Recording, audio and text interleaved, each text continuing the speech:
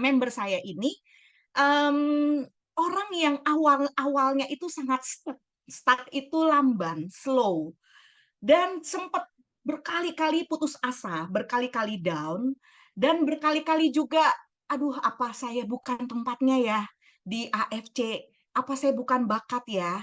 Dan awal-awal tahun itu income-nya mentok 1 jutaan. Tapi dalam sebuah momen, nah nanti saya juga akan bahas kenapa bisa ada momen ini. Tapi nanti teman-teman akan lihat dalam sebuah momen, dalam beberapa bulan berbalik income-nya dari 1 jutaan jadi 30 jutaan. Dan itu terus bukan sebulan doang ya, terus nyambung dan semakin naik. Sampai akhirnya 40 jutaan, sampai timnya juga luar biasa. Tiap hari closingan, tiap hari itu dia dibombardir dengan orang mau join, dan membernya itu bergulung-gulung terus. Tapi seandainya kilas balik ke beberapa bulan sebelumnya atau 1 tahun sebelumnya, itu timnya adem ayem dan stuck banget gitu. Saya nggak bisa cerita panjang ya, Angga. Nanti biar dia yang cerita langsung ya, Angga ya. Yes, bener. Langsung aja kalau gitu kali ya, Ci. Kita panggil orangnya. Siapa namanya, Ci, tadi? Oke, Sinta, Evolution Eka Sinta. Mungkin boleh mute dulu, Sin. Jadi bisa kelihatan. Nah, kan mute dulu. Mana Sinta? Oke, Ya, nah ini salah halo. satu member yang lahir baru. Kenapa saya bilang lahir baru? Karena dia waktu mau jadi Toreda tahun lalu itu saat akan end rank itu sisa 6 aja. Nggak mencapai Toreda. Dan kita satu tim itu udah gotong royong berusaha japriin member-membernya untuk upgrade gitu ya dari pagi itu sisa belasan pairing sampai akhirnya malamnya sisa 6 tapi tidak mencapai. Tapi luar biasanya tahun ini bisa dalam waktu 6 bulan saja mencapai Ronin dan sekarang udah OTW menuju Samurai. Oke, Sinta, Amin. mungkin boleh cerita lebih detail ya, Sin? Kapan Boleh. join Malam dan gimana semua. perjuangan kamu? Ya, boleh. Aduh, ini pertama kalinya ini ya diundang di sini. Gitu ya. Jadi kalau agak-agak bergetar mungkin di awal-awal ini asli ini gemeteran banget ini pertama kali dikasih kesempatan sharing di sini. Kedengaran mungkin ya ini getarannya. Kedengaran ya. Teman-teman, Mm-mm, buat nyelipin Sinta sedikit nih ya. Buat nyelipin mm-mm, Sinta sedikit nih, teman-teman. mm-mm, Teman-teman, saya sangat bangga banget loh menampilkan Sinta malam hari ini. Karena gini, karena dia mewakili banyak orang. Mewakili saya juga, mewakili teman-teman juga yang mungkin rasanya saya nggak pinter ngomong, saya pemalu. Saya kalau ngomong gemeteran, Sinta itu dulu kalau ngomong disuruh pimpin lob internal itu sampai gemeteran, sampai nggak bisa tidur gitu ya. Jadi dia ini mewakili kita semua gitu loh. Jadi ya. kalau Sinta Mm-mm, bisa, kalian juga bisa gitu. ya. Oke, Sinta, lanjutin Sinta. Ya, oke. Selamat malam semua yang udah hadir di sini. Oke, perkenalkan, saya biasanya dipanggil Eka atau Sinta, makanya saya tulisnya Eka Sinta karena kadang orang manggil Eka, kadang Sinta gitu kan, jadi udah Eka Sinta aja gitu. Saya ibu rumah tangga dari Bandung, ibu baru dikaruniai 1 anak. Umur saya saat ini 32 tahun. Yang di usia 32, sorry ya, mungkin kalau agak-agak ini, karena ini pengalaman pertama sih Pome, udah dikasih kesempatan ini, aslinya emang ini gemeteran. Biasanya kan Zoom-nya itu cuma di Pasin, nggak itu apa-apa. aja ya, cuma di tim aja. Ini pertama kalinya nih di sini. Jadi saya Cinta dari Bandung, yang di usia 32 tahun ini akhirnya doa dan impian saya selama ini dikabulin sama Allah lewat AFC ini gitu. Jadi saya awal mula di AFC itu emang perjuangannya itu mati-matian ya, bukan yang kayak mungkin banyak teman-teman yang apa udah mengenal banget bisnis. Saya dari awal bisa dibilang itu lemot banget, nggak tahu banget apa itu MLM gitu, nggak mengenal bisnis, apa sih itu MLM gitu. Karena saya, ibu rumah tangga aja, saya yang dulunya hanya, ngebantu suami itu jualan online aja gitu ya. Biasa ibu-ibu mah daripada bengong ya, apa sih kegiatan apa yang, mesti dilakuin. Nah, 2021 itu, yang nggak pernah saya bayangin itu, kok bisa saya sampai sesusah itu gitu saat itu, yang nggak pernah saya pikirkan sebelumnya gitu. Bisa sampai ada di posisi yang benar-benar jatuh sejatuh-jatuhnya gitu kan. 2021 akhir itu di saat saya mengalami ekonomi yang lagi ngedrop, sebelum saya dikenalin AFC itu saya lagi muter, "Aduh ya Allah ini apa yang harus saya lakuin lagi ini kan." Keadaan yang seperti ini itu awal-awal pandemi itu, nah itulah awal-awal, jatuhnya saya, sama suami saya gitu. Saya yang hanya ibu rumah tangga, diperkenalkan sama AFC ini, pas mungkin itu adalah doa saya ya, doa ya saya yang akhirnya dikabulin sama Allah di 2021 itu. Ditemuin sama teman saya, dikenalin, "Apa ini AFC?" Diajaklah ke LOP. Apa sih ini, awalnya ya karena nggak tahu bisnis ya, "Apa sih ini?" Gitu kan, "Apa, Teh, apa ini?" Gitu. "Ya ini, bisnis farmasi Jepang, makanan kesehatan." Nah udahlah, di apa, dateng aja dulu gitu kan, sempet menolak, sempet, eee, apa, nggak akan hadir waktu itu. Karena akhirnya, udahlah coba dulu saya bilang ke suami, "Ini temen nawarin ini nih, bisnis kayak gini." Ya udah coba aja dulu. Memang waktu itu lagi mikir, gimana nih caranya biar keuangan saya kembali pulih gitu. Karena, eee, jual online saya pada waktu pandemi itu emang, stop, bener-bener stop waktu itu. Terus mulai dari situ mulai, yang dulunya nggak pernah minjem, jadi lama-lama, oh jadi punya pinjaman nih gitu kan, saya ceritain lah ke upline saya, "Oh ternyata ini bisnis ada modalnya dan modalnya gede." Saya bilang ke upline saya, "Boro-boro ini buat jangankan buat modal Teh, terus terang saya ekonominya sekarang sedang tidak baik-baik aja," gitu. Akhirnya saya coba, saya sharing ke suami saya, "Gimana nih, saya pengen coba ini," gitu, pengen coba merubah nasib saya gitu, yang pada saat itu emang udah nggak pernah saya bayangin sebelumnya ya. Saya sudahlah, "Teteh saya cobalah, saya boleh nggak pinjem 2 saset aja," waktu itu. Hanya sepasang Suba dan Ucu waktu itu temen, "Ya udah Teh coba ya barangkali ini jawaban dari doa-doa Sinta," gitu. Oke saya coba nawarin dulu waktu itu karena saya dari awal ya minim modal, minim pengalaman ya waktu itu. Nggak tahu ini bisnis apa, yang terpenting di benak, mau orang mau beli mau enggak, harga mahal segitu yang penting setidaknya saya usaha. Saya cuma mikirnya saya nggak tahu ke depannya, nasib saya bakal kayak gimana, yang penting setidaknya saya mencoba dulu, gitu. Akhirnya saya pinjam 2 saset cuma Suba dan Ucu, modal pertama saya di AFC. Setelah hadir dari LOP, saya coba tawar-tawarin karena waktu itu pandemi kan, nggak bisa ke mana-mana, saya lewat, WA sharing-nya. Saya tanya, tawar-tawarin, oh ternyata ada nih yang udah kenal AFC, oh ternyata banyak juga lumayan gitu kan. Akhirnya, ada satu orang dari satu bulan nawar-nawarin, japri sana sini, karena teman saya juga nggak banyak, terbatas juga ya. Teman saya terbatas hanya ibu-ibu sama yang kondisinya mungkin seperti saya di kala itu. Ada satu orang beli dan beliau hanya beli 1 box aja. Nah, dari situ, saya bilang ke upline, "Saya ada yang beli 1 box Teh," gitu, "cuma ini kan saya juga nggak bisa member, orangnya nggak bisa member." "Oke, saya simpen ini, uang kamu, nanti kalau kamu beli 1 box, saya daftarkan kamu member." Alhamdulillah mungkin udah rezeki saya, di AFC ini baru 1 hari saya transfer yang order 1 box itu ada promo Ruby gitu. Alhamdulillah saya bisa join member dari situ pertama mulai itu.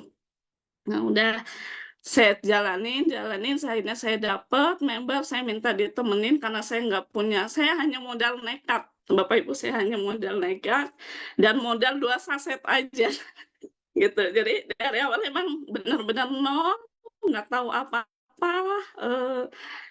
eh, yang saya tahu saya butuh uang gitu. Saya butuh uang buat anak saya gitu. Buat anak saya yang di mana waktu itu pekerjaan suami saya udah mulai nggak baik gitu kan. Akhirnya di 2022 suami saya berhenti bekerja gitu. Saya mungkin awal-awal, aduh, bonus pertama saya itu 1 bulan baru 150.000. Itu di akhir 2021 itu baru 150.000 aja. Terus saya coba nawarin lagi, saya dapat member, ternyata membernya nggak jalan, hanya lama konsumsi aja. Sampai saat ini pun member itu nggak banyak yang jalan ya, nggak banyak yang jalan. Tapi saya di situ usaha aja terus saya sharing, nggak tahu siapa nanti yang bakal beli, karena mindsetnya saya waktu itu jualan kan karena terbatas modal gitu. Saya nggak mikir nawarin bisnis karena pandemi juga pasti orang juga butuh, sama-sama butuh uang, apalagi sekitar saya juga kebanyakan ibu rumah tangga kan. Saya yang penting fokusnya waktu itu jualan. Dari Ruby ke Safir itu saya benar-benar yang nggak bermodal sama sekali lah, modalnya cuma contoh 2 saset aja, bahkan saya belum ngerasain ini barangnya kayak apa gitu.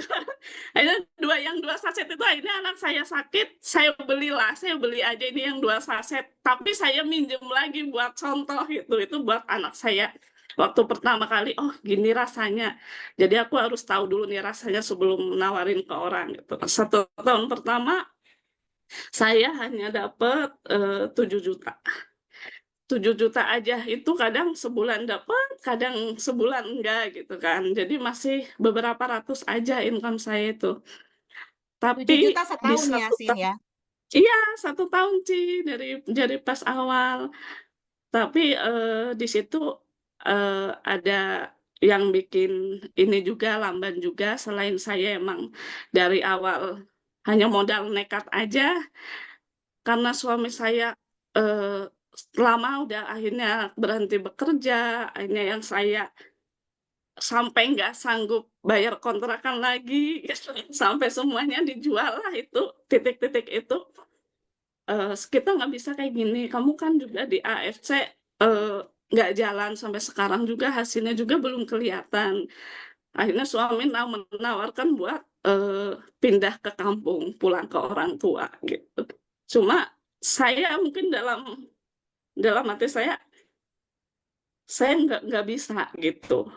Dengan keadaan yang seperti ini, justru kalau saya datang ke orang tua malah jadi beban orang tua. Saya selama ini nggak pernah cerita, semuanya dihadapin berdua sama suami. Walaupun member saya banyak yang nggak jalan, ada beberapa yang jalan, tapi member saya masih ada yang mau berjuang, saya juga harus mau demi anak juga gitu. Akhirnya saya minta, udahlah, saya minta kesempatan ke suami saya, kalau kamu saat ini tidak bisa memberikan kewajiban kamu seperti biasa, tolong kasih kesempatan ke saya gitu, buat saya tetap jalanin AFC gitu. Karena waktu itu suami udah bilang, udah stop aja dulu gitu, istirahat dulu, karena kan kamu juga perlu modal gitu kan. Cuma kan saya mikir lagi, dari awal saya nggak modal kok gitu kan. Dari awal saya nggak modal, saya setiap ada Zoom, table talk sama LOP, saya selalu bilang ke Aplen, Teh maaf ya saya nggak ikut Zoom karena saya nggak ada kuota gitu. Teh maaf ya saya nggak bisa table talk karena saya nggak ada ongkos gitu. Itu 1 tahun pertama setelah join AFC, saya masih benar-benar merangkak dari nol gitu, masih belum ini. Karena udah kamu datang aja gitu, karena Aplen saya benar-benar yang merangkul saya gitu. Dia adalah orang yang nggak ninggalin saya gitu. gitu. Teh bisa nggak? Ya bisa nggak? Gitu. Kamu pasti bisa kalau konsisten gitu. Kadang kalau capek, namanya manusia ya, pasti ada capek dropnya gitu. Kadang ada omongan yang nggak enak dari orang, yang bisa mempengaruhi juga perasaan kita gitu buat terus jalan gitu. Tapi saya ngeliat anak, saya nggak mau anak saya sampai dipulangkan ke kampung lagi gitu. Eh, saya mata pencahariannya di sini gitu, dan saya pengen ngebuktiin gitu. Eh, Akhirnya ya udah, tahun saya minta kesempatan ke suami, alhamdulillah di awal 2023 saya mulai kelihatan. Saya dipertemukan sama rekan-rekan yang udah benar-benar nggak saya sangka gitu, karena kebanyakan itu teman-teman saya itu hanya dari konsumsi aja gitu, bukan dari segi bisnis gitu. Tapi alhamdulillah di tahun kedua saya mulai menuju ke Toreda, cuma sayangnya kemarin kurang 6 pairing dari hari terakhir. Semoga saya ada kesempatan dari pagi sampai malam saya japri sana sini gitu kan, sampai malam juga prospekannya. Akhirnya ya udah, cuma mungkin saya berkeyakinan kalau memang tahun sekarang saya belum ada kesempatan, mungkin belum rezeki saya gitu. Cuma saya afirmasi aja, semoga tahun berikutnya saya langsung ronin, dan alhamdulillah di tahun sekarang Allah kasih kesempatan itu. Gitu sih. Amin. Jadi ya, Jadi tahun ini, tahun lalu mm, untuk mencapai Toreda itu nggak nyampe ya, Sinta nggak ya? nyampe ya, tinggal 6 sampai Nggak sampai nyampe, saya berangkat. kurang 6. Kurang 6. Nah, tahun ini mencapai Ronin berapa lama, Sinta? Saya Toreda kemarin itu 3 bulan, ke Ronin itu 6 Toreda, bulan. Iya, itu. wow, Toreda 3 bulan, Ya, Ronin total 6 mencapai bulan. Ronin dalam waktu 6 bulan. 6 Luar bulan, biasa ya. ya. Sekarang Gitu. income per bulan rata-rata di berapa, Sinta? Rata-rata sekarang alhamdulillah di 30 sampai 40 juta sih. Gitu. Wow, luar biasa. Ya, Dari dari yang setahun 150. dari dari 150.000 per bulan ya, Sin? Ya, gitu, jadi Nah, 150. iya, terus pernah ngalamin ya total sebulan, sorry, setahun 7 jutaan lah ya, 7 karena juta, kadang ada ya. yang dapat 7 juta. lumayanan. Tapi Ya, setahun gitu. 7 jutaan, sekarang Betul. sebulan 30 sampai 40 ya, Sinta 10 ya. juta sih, ya, betul. 30 Gitu, sampai jadi emang 40. memang Luar. kadang plan saya juga, kadang aduh Sinta ini ya, memang saya dibentuk memang dari yang bukan apa-apa banget gitu Ya, ya, sampai saya amin, jadi amin, amin. sekarang ya, amin, alhamdulillah Luar banget biasa. gitu. Luar biasa, keren banget. Berarti dari Ya, bayangin tuh naik berapa ratus persen tuh ya. Kalau ibarat orang kerja kantor gaji 1 jutaan ya, jadi 30 tuh ampun. terkecil ya, Sinta, rata-rata Ya, 38-an ya kamu ya, ya. ya, betul, dan Sinta ini alhamdulillah. rata-rata per bulannya 38-an, teman-teman. Ya, mm, Rata-rata 38-an juta loh per bulan. Bayangin itu kalau kerja kantor dari gaji 1 jutaan ke 38 juta itu mesti nunggu berapa tahun, teman-teman. Tapi Sinta bisa mencapai hanya dalam waktu tahun lalu masih belum. Tahun ya, ya, 2024 ini ngebut banget. Dalam 6 bulan bisa Ronin. Ini kalau teman-teman tadi dengar cerita Sinta, dia ngomong aja bergetar gitu ya. Memang dia ini sangat pemalu loh, sangat pemalu, sangat nggak pede. Kalau Sinta bisa, berarti kita semua di sini juga bisa. ya, Amin. gitu. Terima kasih Sinta untuk Alhamdulillah, testingnya. amin. Ya, sama-sama, Thank you, thank sama-sama, you. Ci. Makasih semua teman-teman. Amin. Angga, saya serahin kembali ke Angga. Oke, siap. Thank you, Ci. Ya, jadi teman-teman itu ya. Jadi acaranya bukan cuma itu. Biasanya mungkin bisnis talk dan lain-lain. Kalau kali ini kita udah cari contohnya dulu di awal, ya. Gimana caranya tadi Kak Sinta, ya maksudnya sabar lah ya. Kita bisa bilang sabar lah ya. Jadi nggak banyak mencari alasan, nggak banyak nyari ini. Justru dia memperjuangkan hidup dia agar hidup dia bisa berubah. Tentunya hidup dia, keluarga dia, dan lain-lainnya biar bisa berubah. Jadi ini contohnya. Jadi kita training kali ini nggak cuman ngomong bla bla bla bla bla bla. Belum tentu. Ini yang bawain nih namanya Pome nih. Dia aja kayaknya belum tentu. ini dikasih contohnya di awal. Jadi biar teman-teman lebih kusuk dengerinnya, lebih tertarik untuk dengerin apa yang akan disampaikan hari ini. Jadi udah ada semua dong. Kita udah kasih contohnya di awal. Udah ada tadi contoh saksi ya. Ini saksinya berapa ratus orang nih? 350 orang, belum sama yang di Facebook. Jadi ini tadi udah bisa dilihat, udah bisa didengar sharingnya juga.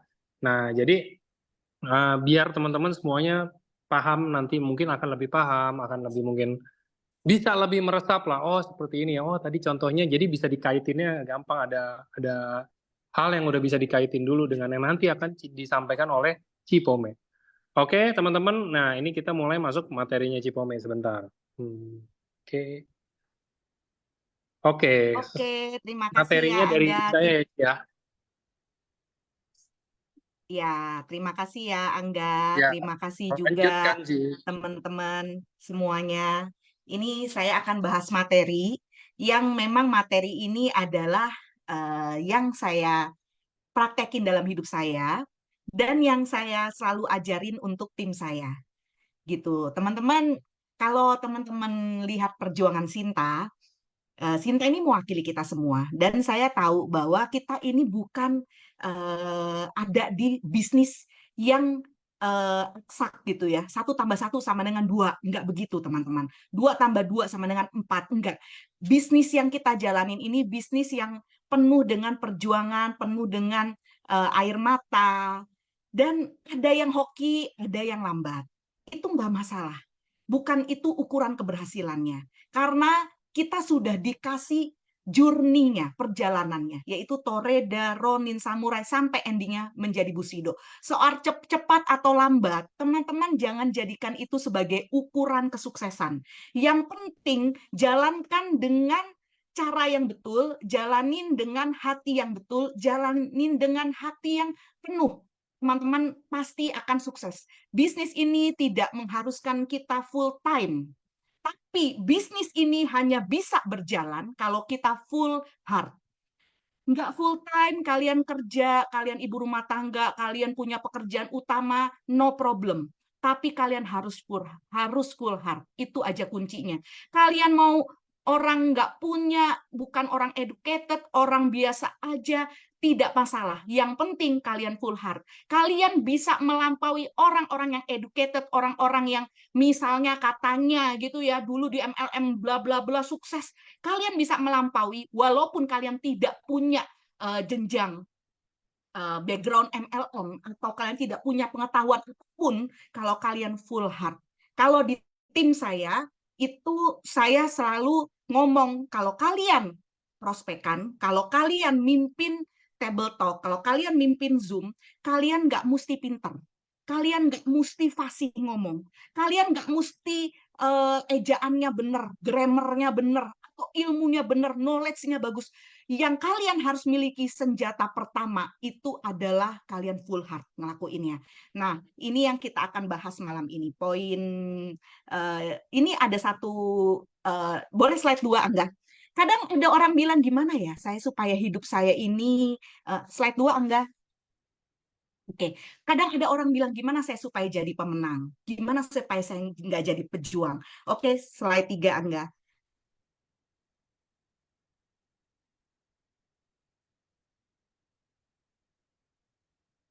Ya, slide 3 boleh Angga?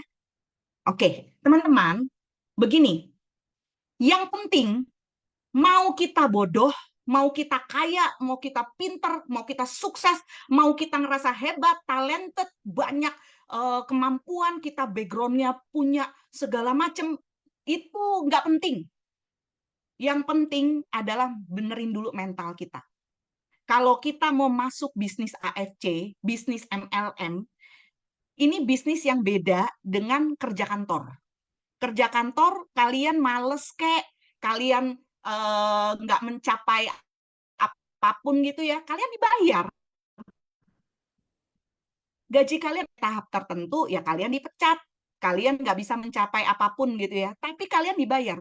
Tapi kalau di AFC, kalian berjuang mati-matian aja belum tentu berhasil loh. Kalian berjuang dengan tangisan aja belum tentu sukses. Sinta itu salah satu gambaran yang sampai akhirnya karena betul-betul dalam keadaan ekonomi susah, sampai udah kepaksa apakah pulang kampung aja kita kembali ke orang tua, biar orang tua nolong kita, setidaknya bisa makan, anak kita bisa sekolah. Teman-teman, yang berjuang dengan air mata aja belum tentu sukses kalau di FC.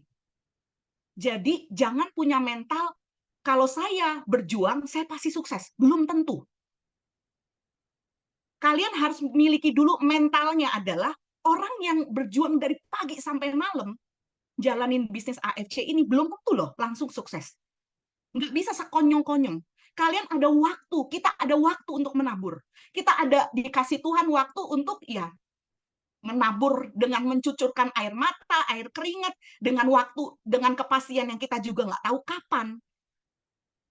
Jadi waktu jalanin, mentalnya adalah mental sukses dulu. Sorry, mental pejuang dulu. Mental saya akan memperjuangkan ini. Saya bisa mendapatkan satu inspirasi ini. Saya ingat banget, waktu saya join di awal-awal, itu saya dengarkan sebuah trainingnya dari Kogun. Kogun itu foundernya Ultima 28. Dia bilang begini, yang bikin saya sukses di AFC, yang bikin saya sukses dan tim saya sukses adalah satu statement. Sekali layar terkembang, pantang putar balik. Sekali saya berjuang, sekali saya nyemplung, saya nggak mau putar balik ke daratan. Saya harus berjalan menuju pulau yang saya sasar. Atau istilahnya, dulu Kogun juga pernah bilang, bakar kapal. Sekali udah jalan, saya nggak pilih. Kalau nggak jalan, kalau nggak cocok, saya akan putar balik. Nggak bisa. Teman-teman harus, kalau mau sukses di AFC, benerin dulu mentalnya. Mentalnya bukan mental pecundang. Mental, ya saya udah kayaknya udah coba terus. Nggak bisa ini, bukan bakat. Saya udah coba terus, tapi nggak talenta, saya nggak bisa ngomong. Teman-teman, itu mental pecundang. Mental pejuang adalah, ya saya sekali layar terkembang, saya pantang putar balik. Sekali saya nyemplung, saya harus jadi. Sekali saya sudah jalanin, saya harus terbukti. Kadung, malu misalnya, orang keluarga ngomong, apa kamu ninggalin kerjaan, jalanin FC, jalanin bisnis MLM misalnya. Atau mungkin sekeliling kita julid karena kita kok nggak bisa-bisa, kok kayak orang-orang yang nyari-nyari orang tapi kok nggak ada hasil.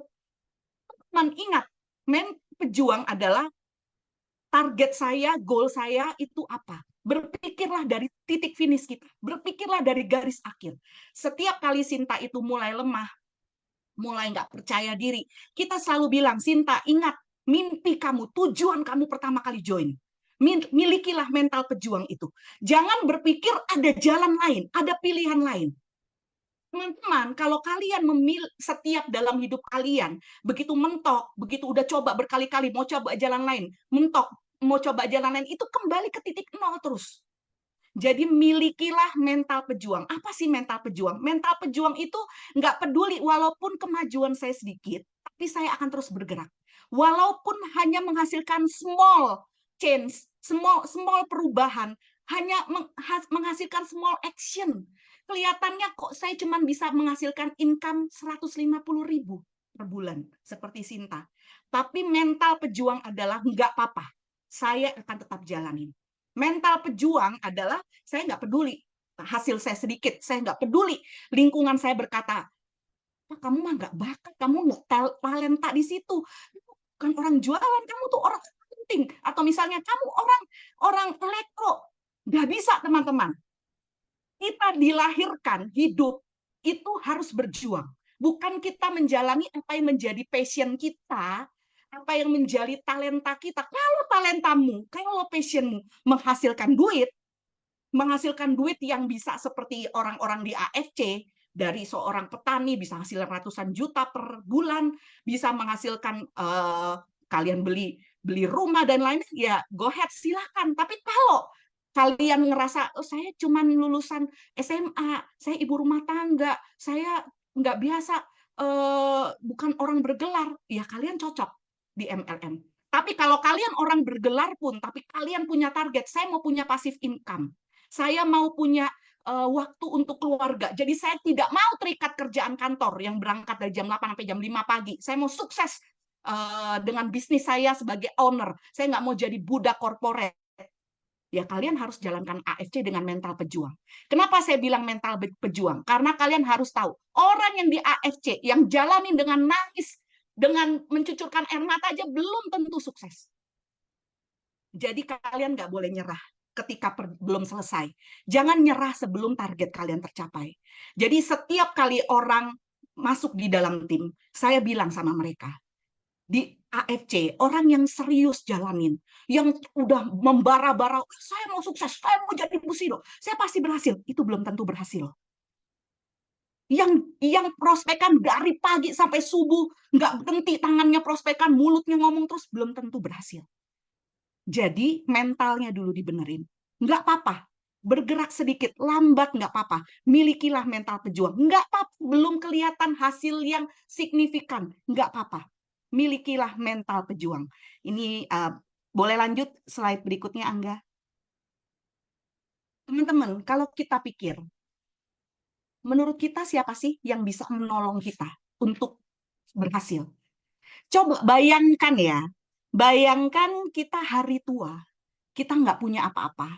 Hari tua kita tidak punya simpenan, hari tua kita nggak punya tabungan, dan kita harus minta anak untuk berobat. Bayangkan kalau hari tua kita, kemampuan kita, energi kita sudah kurang, tapi biaya hidup makin besar. Teman-teman tahu nggak? Saat kapan diri kita membutuhkan biaya terbesar? Itu saat tua. Dikit-dikit berobat. Genteng bocor, telepon anak, minta duit buat benerin genteng. Sakit dikit, karena worry gitu ya, usia udah tua, pengen ke dokter, nelpon anak. Coba bayangin, kalau hari tua kita seperti itu. Dan mungkin bayangkan, 5 tahun sampai 10 tahun dari sekarang, saat semua sudah lebih susah gitu ya, zaman lebih susah, generasi yang baru, generasi Gen Z udah lebih dewasa, mereka bisa cari uang, mereka bisa bekerja, mereka bisa dengan keahlian IT, AI, dan segala macam, mereka bisa menghasilkan uang. Lalu kita harus bersaing sama mereka, di mana umur kita udah lebih tua, energi kita lebih berkurang, produktivitas kita udah lebih susah, gerakan kita udah lebih lambat, otak kita udah nggak secanggih mereka, tapi kita bersaing dengan mereka. Kenapa? Karena hari muda kita, hari-hari sekarang kita ini saat usia produktif, kita nggak maksimal. Jadi mau nggak mau kita cari duit buat diri kita di hari tua. Oh, kita menjadi beban anak. Coba, siapa yang bisa menolong kita? Yang bisa menolong kita adalah diri kita sendiri. Jadi teman-teman, miliki mental pejuang. Kalau ada orang ngomongi kita, kalau ada orang melemahkan kita, nggak peduli. Karena apa? Yang bisa nolong diri saya bukan orang yang ngomongin saya, bukan keluarga saya, diri saya sendiri. 10 tahun lagi belum tentu. Sekarang cari uang seperti saya bisa cari uang seperti sekarang dengan energi saya yang udah berkurang. 10 tahun lagi anak-anak kita udah lebih dewasa, mereka bisa cari uang dengan segala macam, mereka bisa lebih hebat untuk berkarya. Masa kita mau bersaing sama mereka? Jadi teman-teman, kita harus tahu siapa yang bisa nolong diri kita sendiri. Itu diri kita sendiri. Jadi ubahlah diri kita. Ubahlah cara pikir kita. Kalau saya ngomong di tim, saya selalu bilang, kalau kamu nyerah, menurut kamu siapa yang akan menggantikan kamu untuk berjuang untuk anak-anak kamu? Siapa yang akan menggantikan kamu untuk berjuang untuk diri kamu sendiri di hari tua? Siapa yang akan menggantikan kita? Coba bayangkan. Hari tua kita nggak ada tabungan, terus kita membebani anak gitu ya, dengan urusan peritilan-peritilan. Karena apa? Kita biaya hidup kita habis buat berobat. Akhirnya yang kecil-kecil kita bebanin anak. Anak juga hidupnya juga susah. Ayo teman-teman, ubah cara pikir kita. Ubah cara pikir kita. Dan teman-teman harus tahu, kalau kita memang ngoyo sekarang, nggak apa-apa lah kita ngoyo sekarang. Mumpung ini zamannya kita. Zamannya kita artinya apa? Kita masih bisa berkarya. 10 tahun lagi mau berkarya nanti, 10 tahun lagi, mungkin kita udah nggak sepinter ngomong anak-anak generasi, anak-anak kita yang nanti jadi dewasa. Mungkin kita juga udah lebih tua, lebih ya kita nggak banyak gerak, nggak energik gitu ya. Mumpung ini adalah masa-masa jayanya kita, di mana kita bisa belajar, kita diperlengkapi sama AFC, kita diperlengkapi dengan tim. Ini masa-masa jaya kita.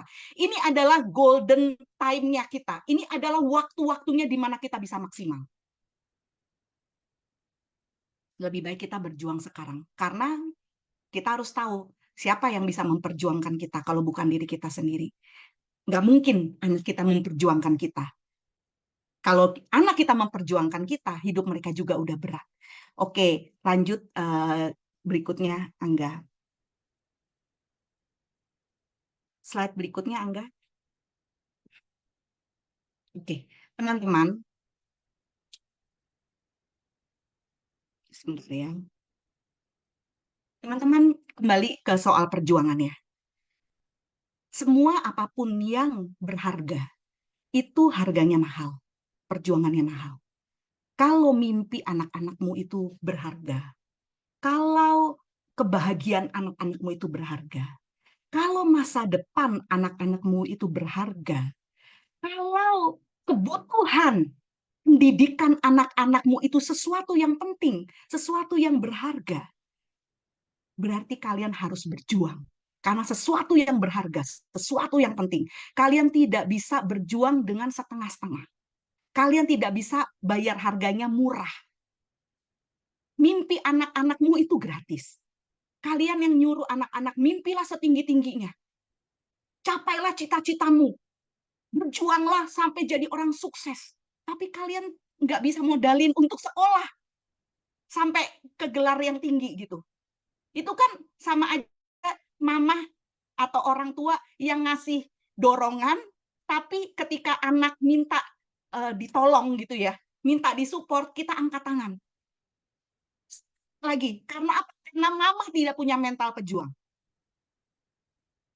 Nyuruh anak berjuang, ayo kamu jadi orang sukses. Ayo kamu harus S2, harus S3. Ayo kamu berhasil. Giliran anak, mah aku mau berhasil, aku mau les mah. Nggak usah deh gelar S2 dulu, kuliah yang ratusan juta, ngeles dulu. Aku mau ngeles. Ngeles ya, ngeles. Cuma sebulan anggaplah 2 juta, 3 juta. Aku mau ngeles, mah. Mah, aku mau beli buku ini, buku itu. Ini buku untuk support aku belajar, mah. Terus kita ngomong gini, nak, mama nggak ada. Buat beli sayur aja pas-pasan, nak. Coba, itu mama model apa gitu? Yang nyuruh anak berjuang, tapi mama tidak bisa memperjuangkan kebutuhan anaknya, mensupport anaknya untuk sukses. Kalau saya selalu berpikir gini, kalau kamu tidak bisa jadi mama pejuang, jangan nyuruh anakmu berjuang untuk sukses. Lah kamu aja nggak jadi role model kok. Kamu aja tidak bisa mensupport. Gimana anakmu yang lahir baru di dunia ini, anakmu yang punya DNA dirimu, suruh punya mental pejuang ketika mamanya nggak punya mental pejuang. Emang anakmu nurun dari tetangga gitu? Anakmu yang hidup belasan tahun, 10 tahun terima didikanmu, ngelihat cara pikir kita, ngelihat cara melihat kita, ngelihat cara hidup kita, terus bisa mendadak punya mental pejuang, sementara mamanya nggak berjuang. Mamanya nggak punya mental pejuang. Karena ketika di AFC aja kepentok-pentok, saya kayaknya nggak bakat, saya kayaknya nggak punya kemampuan, saya kayaknya nggak talenta saya. Teman-teman, nggak ada orang lahir itu langsung bisa segala sesuatu. Itu belajar. Hasil kepentok-pentok, hasil berjuang. Nggak ada seorang mama begitu pun lahir anak gitu ya, terus bisa ngasih susu, bisa masak, bisa tahu gitu kalau anaknya nangis begini artinya mules, nangis begini artinya panas, artinya demam. Kalau anak saya bereaksi begini, artinya mau sakit. Nggak ada. Itu semua belajar. Itu semua perjalanan hidup. Milikilah mental berjuang. Kalau nyuruh anak berjuang. Kalau mimpi anak-anakmu itu penting, berarti perjuangan itu penting. Perjuangan yang harus kita lakukan itu penting. Ketika Sinta dalam keadaan yang terpuruk, dalam keadaan yang susah, saya pernah tanya sama Sinta, Sinta, kamu nyekolahin anakmu di Bandung, dia nggak mau pulang kampung gitu ya, karena menurut Sinta, saya mau kasih pendidikan yang bagus di Bandung. Itu penting nggak buat kamu? Pendidikan anakmu itu penting nggak buat kamu? Iya, Ci, penting. Kalau memang penting, kamu harus berjuang. Karena nggak ada sesuatu yang penting itu bisa kamu temuin di jalan gitu, kamu pungut. Kalau memang kamu penting, kamu harus berjuang. Kamu melahirkan anak aja berjuang loh, mengerang. Melahirkan anak 9 bulan aja tahan sakit dengan segala ya tanda-tandanya orang hamil, muntah segala macam kamu pertahankan. Sekarang kamu sudah lahirkan, anak kamu mau sukses, mau belajar, kamu nggak bisa bayarin uang les. Ayo berjuang, berjuang, miliki mental pejuang. Selama kita belum bisa punya mental pejuang, jangan harap kamu bisa perjuangkan mimpi anak-anakmu. Berarti mimpi anak-anakmu tidak penting. Berarti mimpi anak-anakmu itu bukan sesuatu yang spesial kalau kita tidak punya mental pejuang.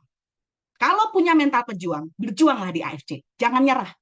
Gagal nggak apa-apa, belajar. Ada tim, ada support system. Ada dokter yang ngajarin kita, belajar. Belajar. Anak kita suruh belajar, masa kita nggak mau belajar? Belajar demi anak, belajar demi mimpi-mimpi kita. Kalau itu penting, perjuangkan. Oke. Di sini saya bilang kemas, ciptakan, kemas. Teman-teman, kemaslah diri kita semaksimal mungkin. Kemas itu gini, kemas itu kalian harus jadikan diri kalian yang terbaik dari versi yang kalian bisa. Yang terbaik, bukan versi orang lain. Bukan versi upline kalian. Bukan versi Pak Niko.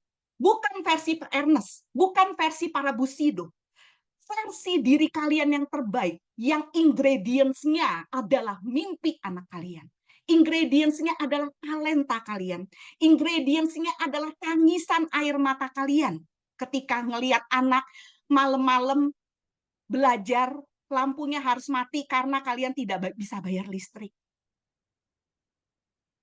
Itu akan mengemas diri kalian menjadi seorang mama, seorang papa yang hebat di bisnis MLM. Ingat, itu semua ingredients. Itu semua adalah formula untuk menjadikan diri kalian itu orang yang hebat. Jadi, autentiklah terhadap diri kalian. Autentik. Autentik itu artinya apa? Kalian harus gali apa yang menjadi alasan saya ada di AFC. Apa yang menjadi goal setting kalian? Menjadi kerinduan kalian. Itulah di mana kalian dikasih kesempatan oleh Tuhan mengemas diri kalian itu jadi indah. Itu saat-saatnya kalian dikasih kesempatan oleh Tuhan untuk membuat kalian nyata sebagai berlian. Kan berlian sebelumnya nggak ada, bukan berlian. Berlian itu batu, tapi ketika digosok, ketika dibakar, ketika benar-benar mengalami gesekan, benar-benar diperjuangkan, barulah tampak menjadi seperti berlian. Teman-teman, kemaslah diri kalian. Kemas itu artinya apa? Bikin dream board. Supaya kalian tahu sebetulnya apa mimpi kalian. Mungkin kesulitan, mungkin masalah, mungkin omongan orang membuat kalian ngubur mimpi, lupa mimpi gitu ya.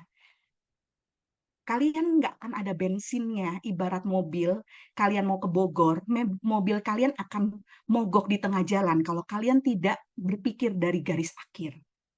Kalau kalian tidak tahu target kalian.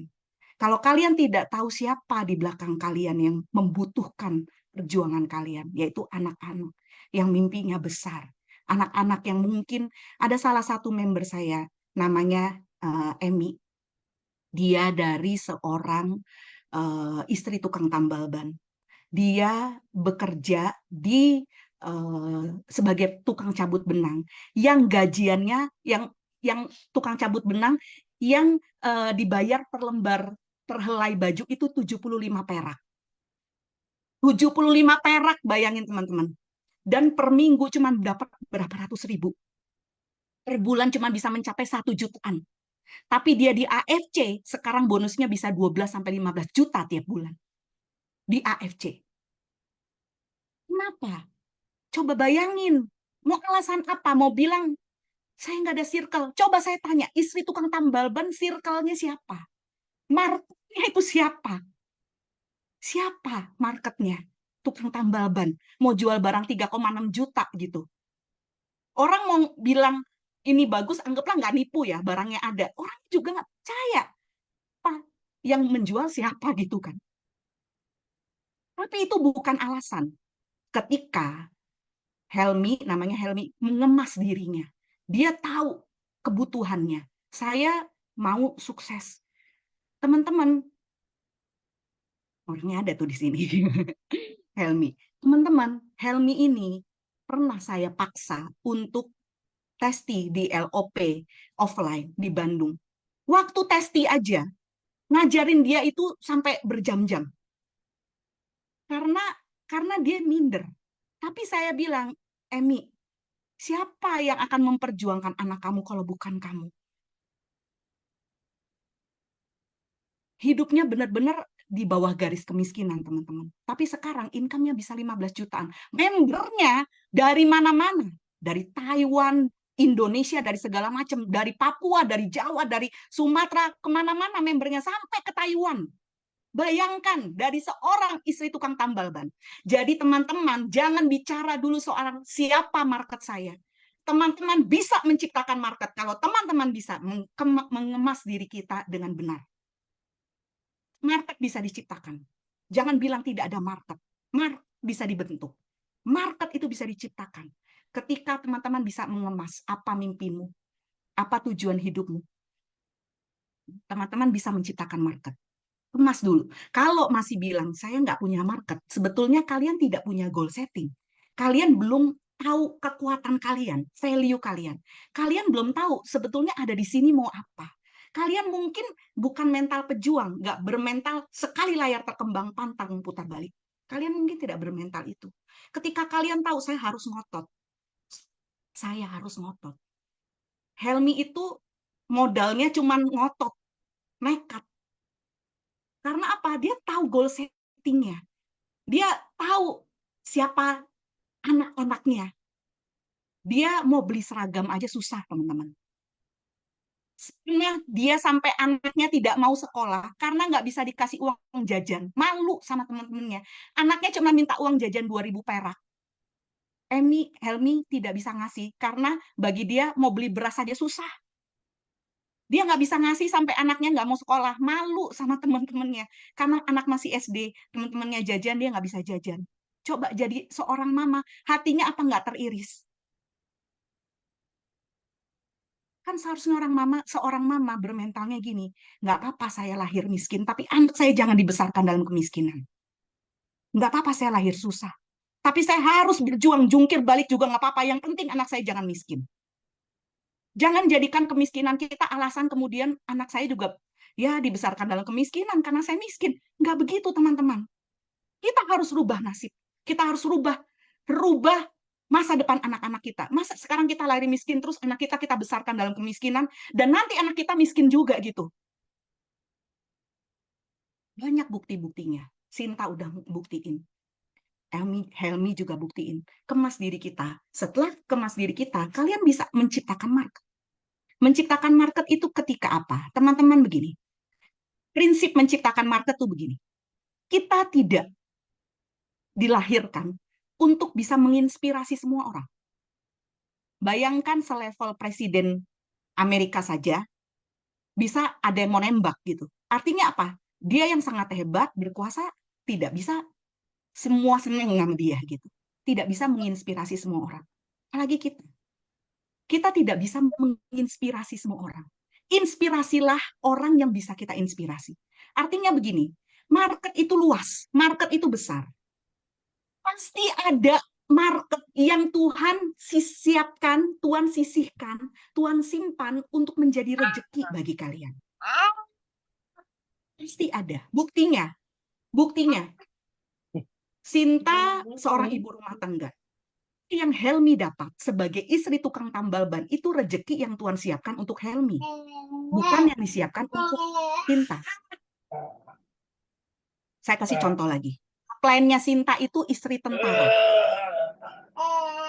pinter ngomong, gitu ya, pinter ngomong, orangnya penguasaan marketnya juga hebat, penguasaan marketnya juga hebat. Tapi apa yang Tuhan siapkan untuk Sinta sebagai seorang ibu rumah tangga yang tidak pintar ngomong, yang pemalu, itu tidak didapatkan oleh kliennya Sinta. Artinya apa? Nggak usah khawatir, teman-teman. Maret itu Tuhan siapkan. Rezeki Tuhan sudah atur. Rezeki sudah Tuhan atur. Ciptakan market itu caranya gimana sih? Caranya begini loh.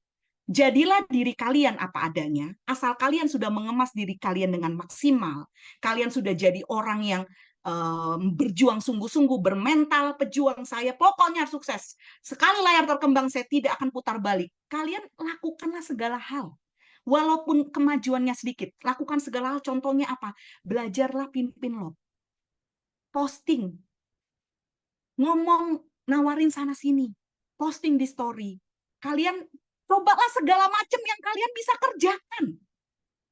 Tuhan akan berikan orang yang Tuhan peruntukkan untuk kalian. Kalau kita mau bertindak.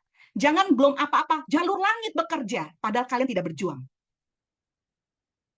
Padahal kalian tidak melangkah maju dengan tetesan air mata gitu. Terus kalian bilang, nanti jalur langit bekerja. Apanya yang mau jalur langit bekerja, kalian aja belum kerja maksimal? Gitu, kerjakan maksimal. Tuhan itu tahu, dia akan memberi rezeki kepada orang yang bekerja. Yang autentik, yang tulus hatinya, apalagi untuk mimpi anak-anak kita, untuk kebaikan masa depan anak-anak kita, untuk memutus rantai kemiskinan. Nggak mungkin tidak ada jalan.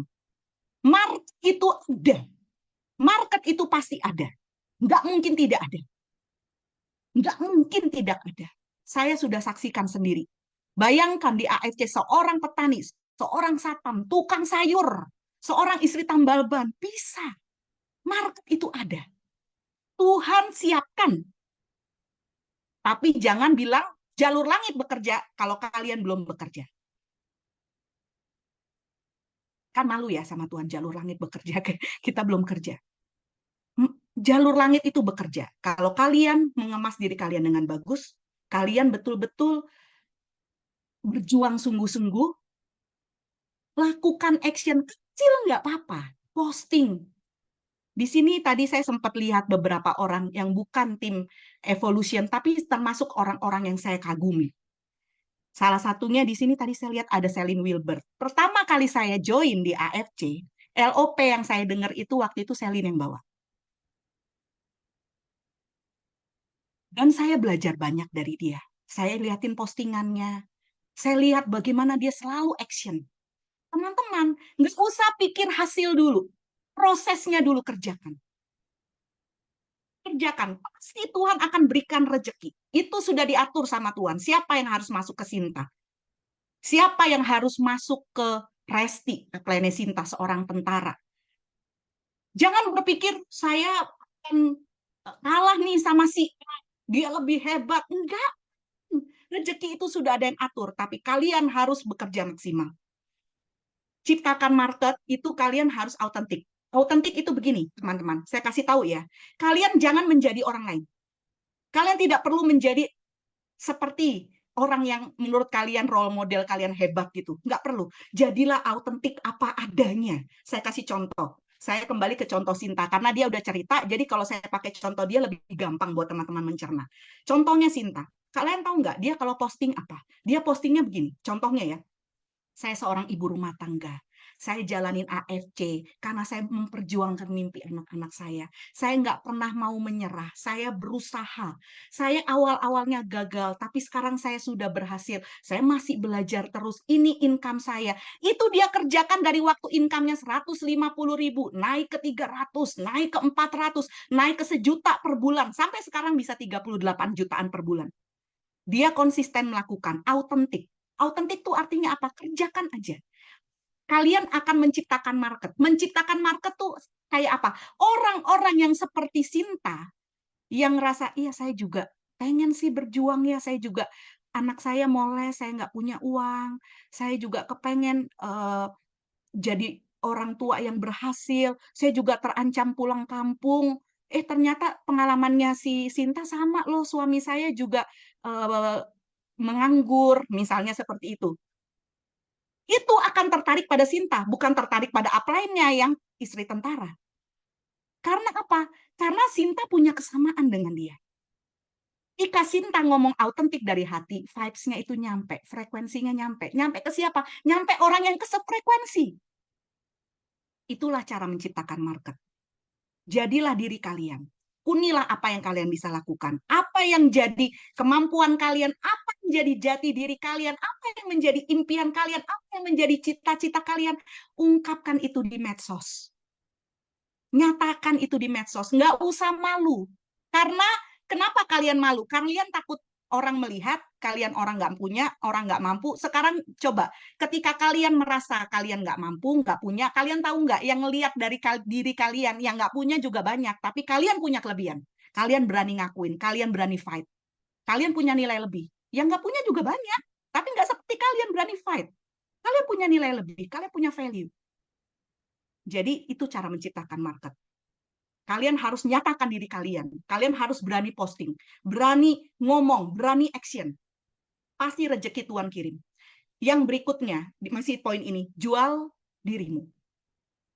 Coba begini, bayangkan di AFC ini berapa juta member, teman-teman? Berapa juta?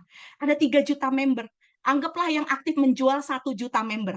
Kenapa orang itu atau tetangga kalian, atau teman medsos kalian, atau keluarga kalian mesti beli sama kalian? Bukan beli sama si A, si B, si C, si Busido, si Daimyo, si leader kalian.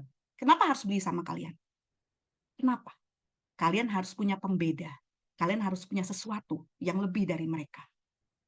Ketika kita melakukan apa yang jadi energi kita, apa yang menjadi impian kita, itu sesuatu yang tidak bisa dibandingkan dengan knowledge, dengan kehebatan siapapun. Ketika seorang orang tua berjuang untuk anaknya, itu semua mata akan melihat orang itu. Kalau di sampingnya ada orang yang hebat secara knowledge, orang yang bisa menjual AFC dengan kemampuan menggamblangkan cerita secara medis gitu ya, dia akan memilih orang yang ketika ngomong ada passionnya, ada feel-nya, ada rasanya, ada emosinya. Bukan kepada orang yang secara logika itu pintar, secara knowledge itu hebat, bukan. Jadi jualah dirimu. Harus ada energi, harus ada emosi. Saya kasih contoh.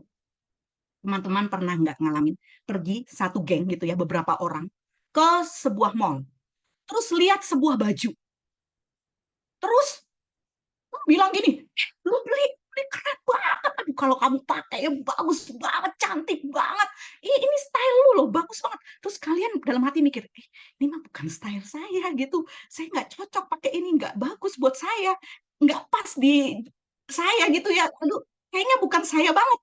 Tapi pada bilang enggak, ini kamu banget loh, ini bagus banget, ini oke loh. Saya masih bahas di yang poin sebelumnya sih Angga, belum comfort zone.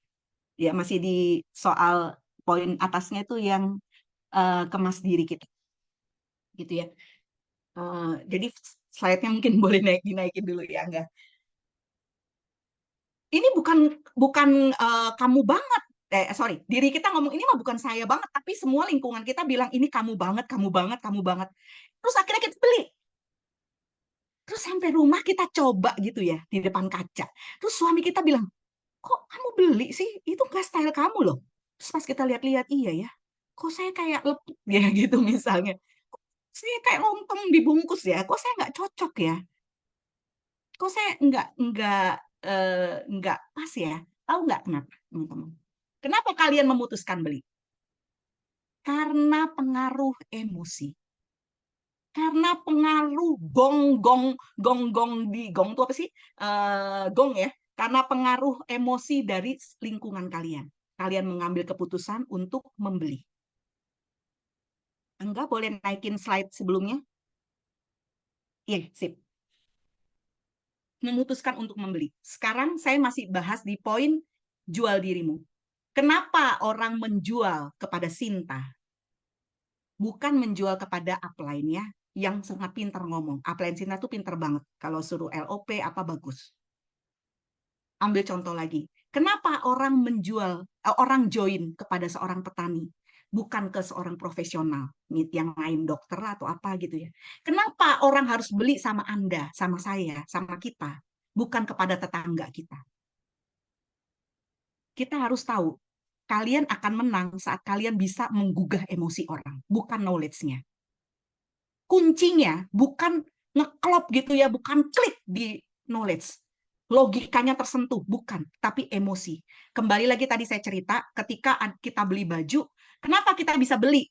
Padahal logika kita bilang ini bukan style saya, ini bukan saya banget, tapi beli. Karena emosi dari teman-teman kalian mempengaruhi kalian mengambil keputusan.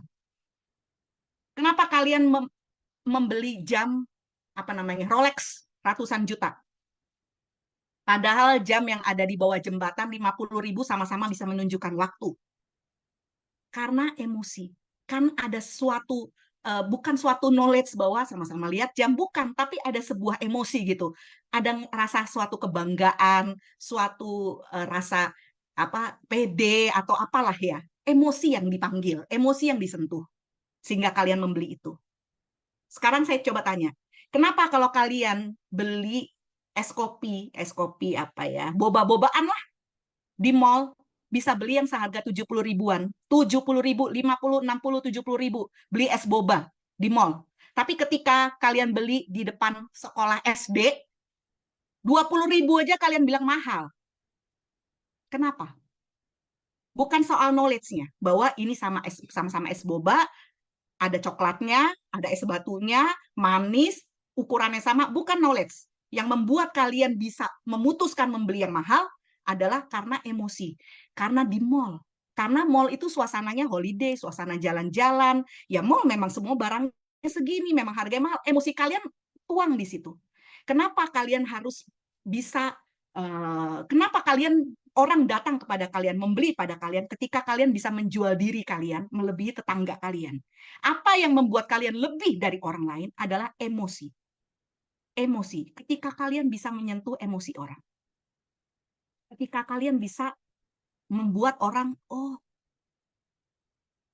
kalau orang, saya kasih contoh ya, saya kasih contoh. Ini salah satu rahasia sih sebenarnya. Rahasia yang saya suka ajarin di tim. Kalau ada orang bilang, saya join sama kamu, kamu baru 3 bulan. Ini rahasia sih, tapi nggak apa-apa saya bongkar sekarang. Saya baru join 3 bulan. Sorry. Kenapa sih saya mesti join sama kamu? Kamu kan baru 3 bulan. Saya ditawarin loh sama orang yang sudah 3 tahun. Punya pengetahuan yang hebat. Timnya udah besar. Kenapa saya mesti join sama kamu yang 3 bulan? Kalau di tim, saya ngomong gini. Kalau ada orang ngomong gitu, akhirnya pasti join sama kamu. Asal kamu ngomong begini, saya baru 3 bulan, saya sedang berjuang. Kamu mau berjuang kan? Kalau kamu berjuang bersama dengan saya baru berjuang. Kamu saya gandeng. Kita akan berjuang bareng. Kamu nggak akan saya lepaskan. Karena apa? Kamu orang-orang awal saya. Kita masih awal, saya berjuang. Jadi saya pasti akan perjuangkan kamu. Karena apa? Kamu orang awal saya. Kalau orang yang tim yang udah 3 tahun, kamu belum tentu loh diperjuangkan. Rahasia sih teman-teman, tapi itu yang saya omong.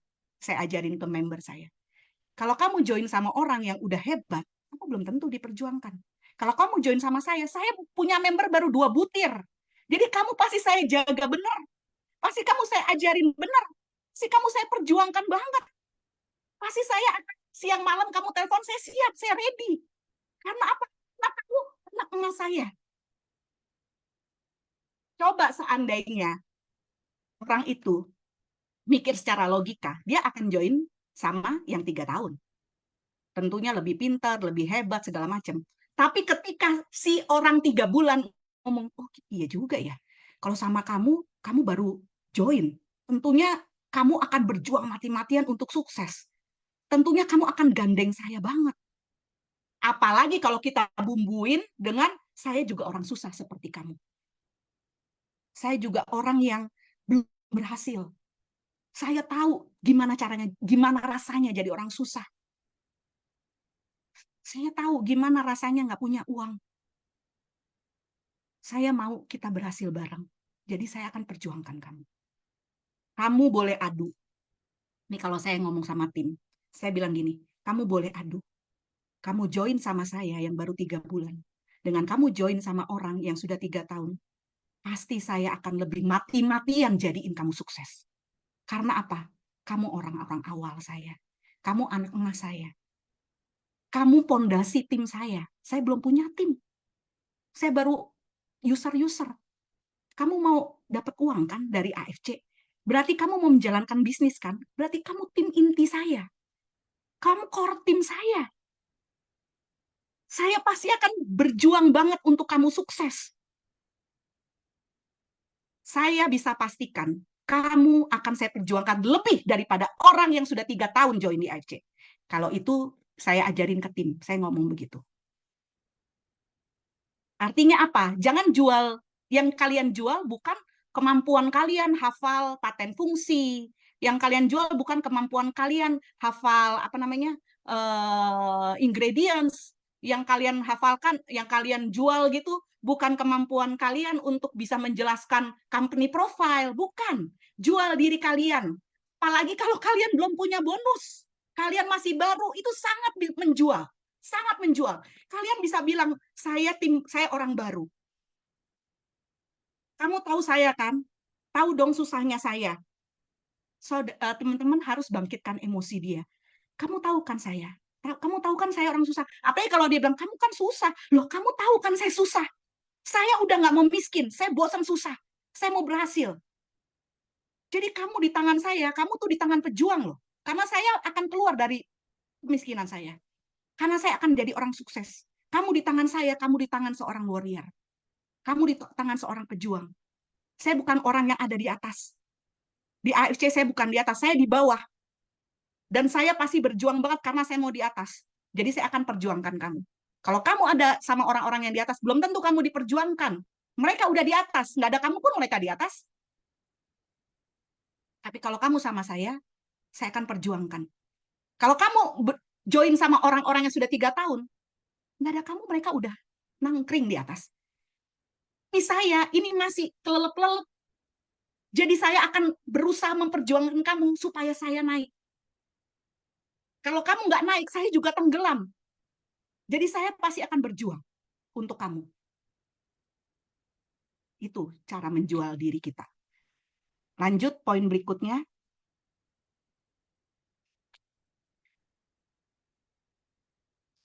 Teman-teman, kalian tahu nggak comfort zone, area zona nyaman itu adalah zona yang cocok bagi orang yang biasa aja, bukan orang yang akan berhasil.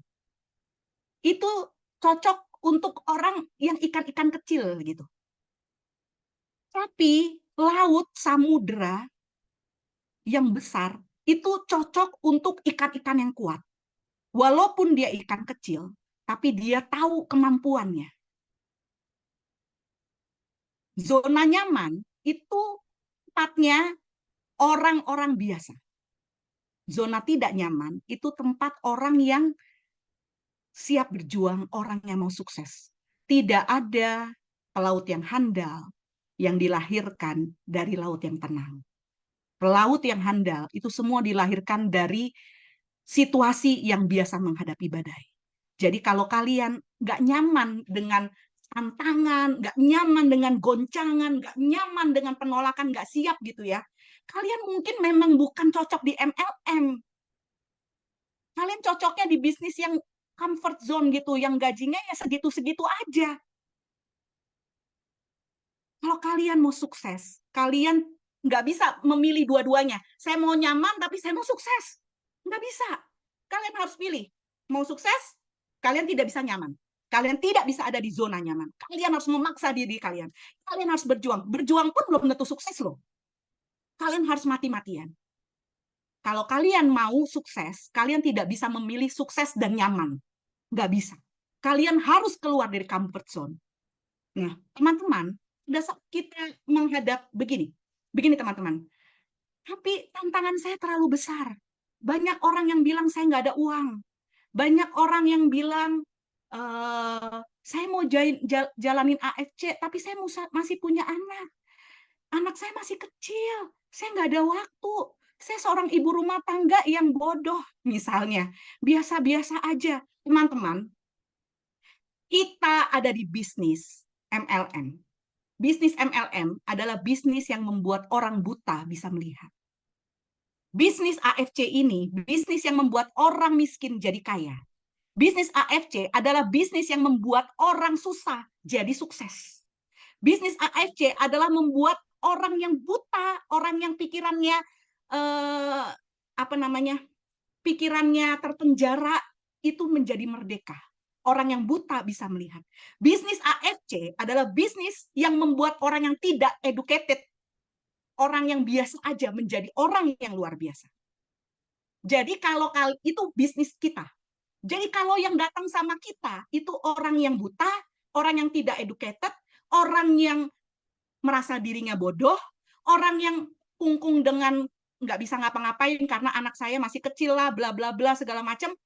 Memanglah itulah bisnis kita, membuat orang yang seperti itu bisa berubah pikiran, membuat orang yang buta jadi melihat, membuat orang yang pikirannya terpenjara dengan kemiskinan dia dimerdekakan. Jadi jadikan alasan dia, tantangan dia, kesulitan dia itu sebagai alasan untuk kamu berhasil, bukan untuk kamu tidak join. Saya kasih contoh. Ketika orang ngomong begini, nih kalau saya di tim ngajarin begini, kalau ada orang ngomong, saya punya anak masih kecil, saya gimana bisa jalanin AFC? Saya nggak punya waktu. Saya punya anak masih kecil, butuh perhatian. Ini kan alasan dia adalah anak kan? Alasannya adalah anak. Jadikan tantangan dia, hambatan dia itu senjata untuk membuat dia join. Caranya begini, salah satu ngomongnya begini. Karena kamu punya anak, kamu harus berikan masa depan yang bagus untuk anak kamu. Kamu bukan cuma mau mendampingi anak masih kecil kan? Di mana kamu bisa ada, di mana dia ada. Kamu bisa melihat dia mulai ngerangkak, mulai berjalan. Itu sekarang. Tapi kamu punya tantangan yang besar loh. Gimana nyekolahin dia, gimana bikin dia berhasil. Justru karena anak kamu join untuk masa depan anak-anak kamu. Justru karena anak kamu join. Tapi saya nggak ada waktu. Soal nggak ada waktu, kita punya waktu yang sama, 24 jam. Ini kalau saya ngajarin tim untuk menjawab seperti ini, kita punya waktu yang sama. Tapi soal pemikiran kita, kamu melihat anak kamu, kebutuhan anak kamu sekarang, atau kamu melihat kebutuhan anak kamu sekarang dan nanti, bahwa anak kamu nanti butuh biaya besar. Anak kamu harus sukses. Masa sekolah cuma 6 tahun SD, setelah itu SMP, setelah itu SMA, setelah itu kuliah, biaya hidup besar. Sekarang anak kamu enak cuma butuh susu misalnya. Butuh susu, nanti 9 tahun lagi kuliah, ratusan juta kamu harus keluarin untuk anak. Apakah kamu siap? Justru untuk anak kamu join AFC, untuk mempersiapkan masa depan anak. Jadi, ingat teman-teman, comfort zone itu adalah suatu situasi di mana ketika kita menghadapi omongan yang susah gitu, penolakan lah, tantangan lah, julidnya kanan kiri lah, itu comfort zone. Di mana kita nggak mau melawan itu, di mana kita tidak mau membobol itu, di mana kita tidak mau menerobos itu comfort zone. Tapi situasi di mana kita berani membobol, menerobos, itu adalah situasi di mana kita akan jadi pemenang. Bagaimana caranya? Jadikan kalau kita menghadapi capros, menghadapi member, jadikan alasan dia itu sebagai sebagai pengungkit untuk dia melompat. Ketika dia beralasan, saya punya anak, saya nggak bisa banyak ngapa-ngapain karena sekarang saya fokusnya untuk anak. Waktu saya nggak ada. Itu adalah tantangan yang dia hadapi. Bisnis kita adalah membuat ketika orang buta jadi melihat, orang takut jadi berani, orang miskin jadi kaya. Justru kita ngomong, justru karena anak kamu harus di sini. Ketika seorang istri tambal ban, Helmi, saya nggak bisa karena saya, dalam tanda kutip gitu ya, dia bilang saya bukan orang punya. saya orang miskin. Justru karena kamu miskin, kamu harus join di AFC. Karena orang-orang miskin yang lain yang di AFC sekarang udah kaya. Apa bedanya kamu sama dia? Punya tangan yang sama, mata yang sama, hidup yang sama, dikasih jam yang sama, jam kehidupan yang sama, 24 jam sehari. Apa yang membedakan kamu? Sama-sama miskin, mereka juga miskin, mereka bisa. Justru karena kamu miskin, kamu harus ada di AFC. Jadikan tantangan itu, apa yang menjadi halangan dia, itu justru untuk dia memberontak keluar, memaksa diri keluar.